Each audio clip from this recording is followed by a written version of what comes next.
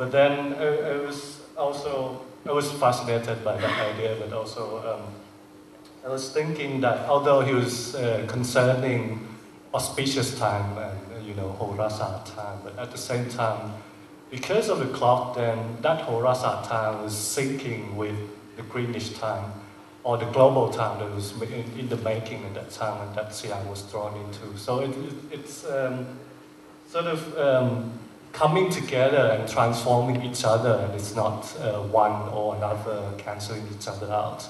And the final point that I made in the dissertation is that I was asking what is the priority, or what was the priority? Was it the Horasat worldview, or was it the so-called modern worldview? And I would say that, of course, Horasat didn't go away completely, but it came to be served in a new mode of living, new mode of perceiving the world. And for example, you would have Damrong, Prince Damrong going up along the river up the country and inspecting the Ministry of Interior Affairs, but at the same time he was debunking many superstitions along the way, such as this river, the people will believe that the fish in the river was going upstream to pay homage to the Buddha,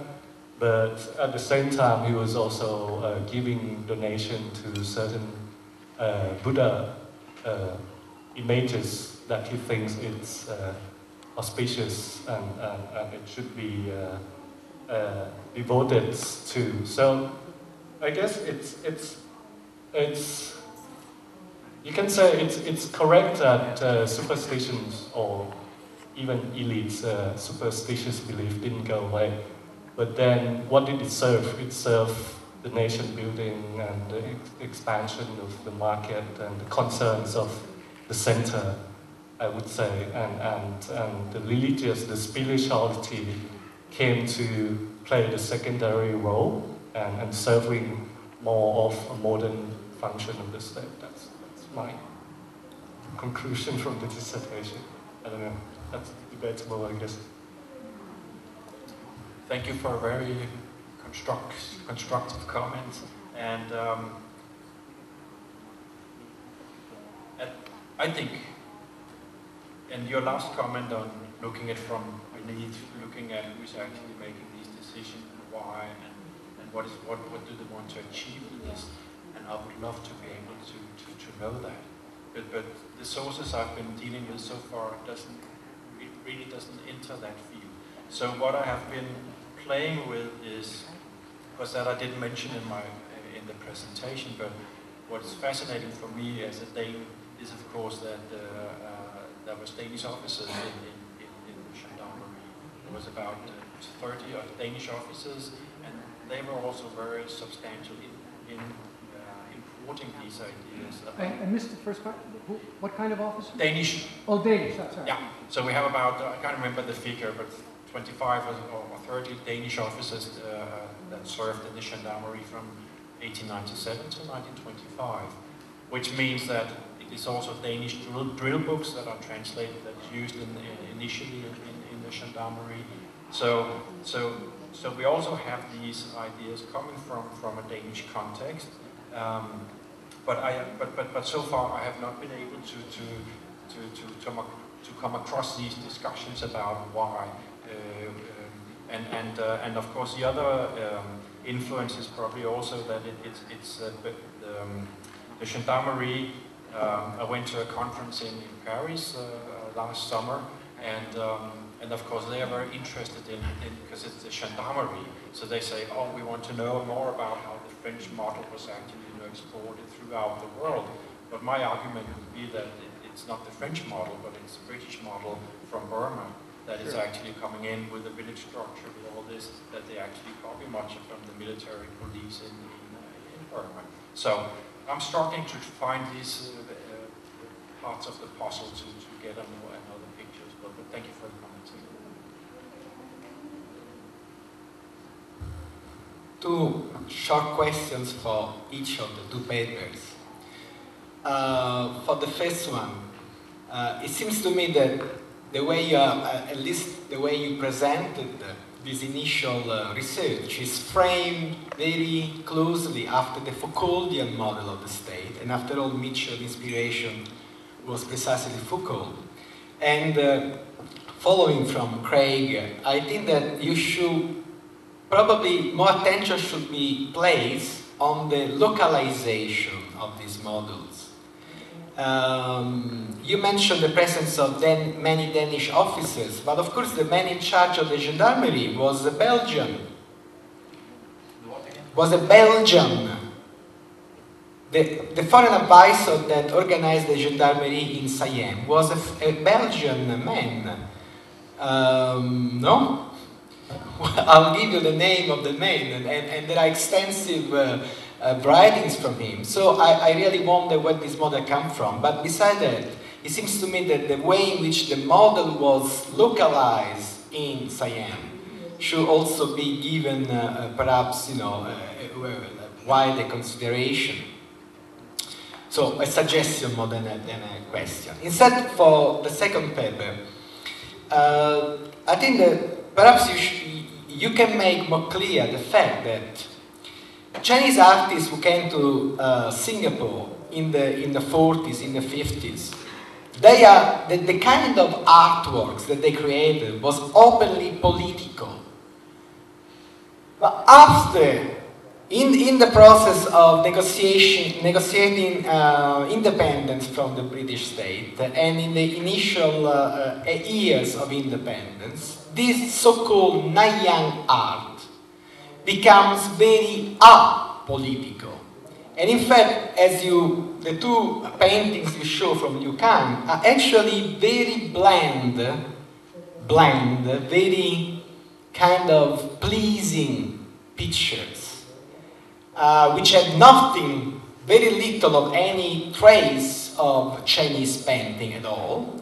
And if anything, they embrace Orientalist theme of, you know, naked Balinese women, this kind of very, very bland, very pleasing pictures.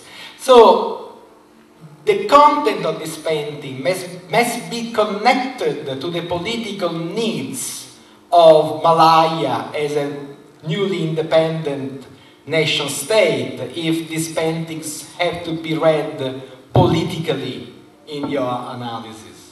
That's what I think you should really do.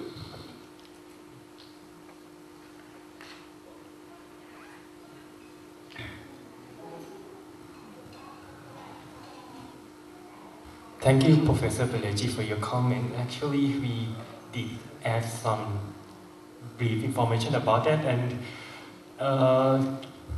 please allow me to add more information because actually I'm supposed to respond to the Q&A, and since there's only one question, so I feel a bit guilty to let my wife just do everything.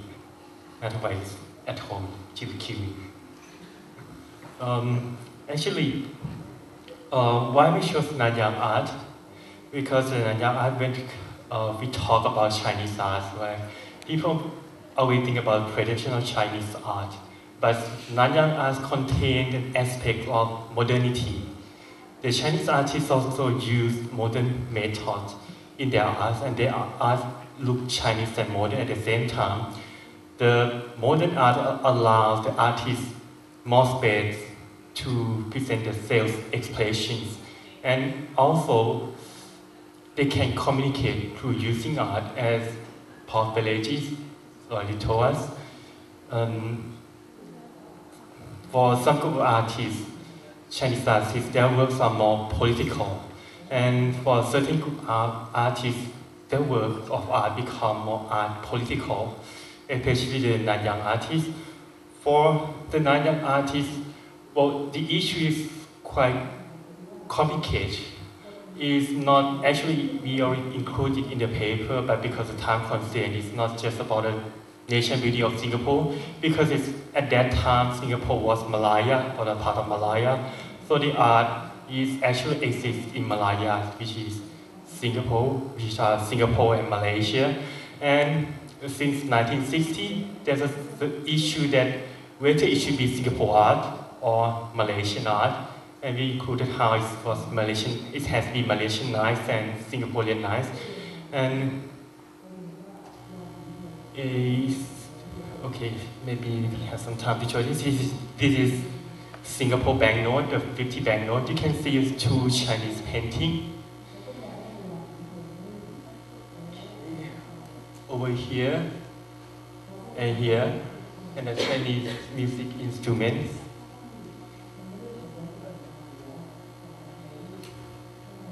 These two paintings belong to Chen Suping and Chen Wenxi.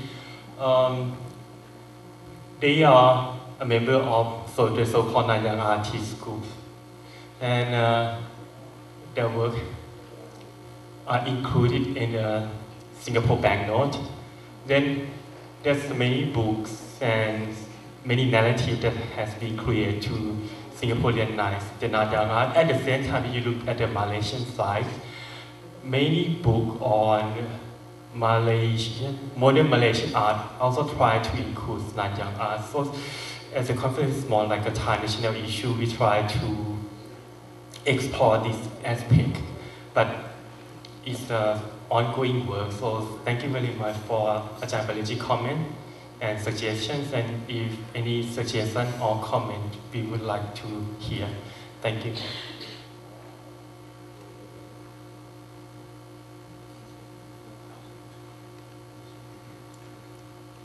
So any more questions or comments? Would you like to say anything else? Okay. Well, we have 10 minutes before lunch, so I guess we will close the session if there's no more comments or questions, and then we'll keep an early lunch then. All right, thank you very much for the presenters and also for the audience for your participation. Thank you.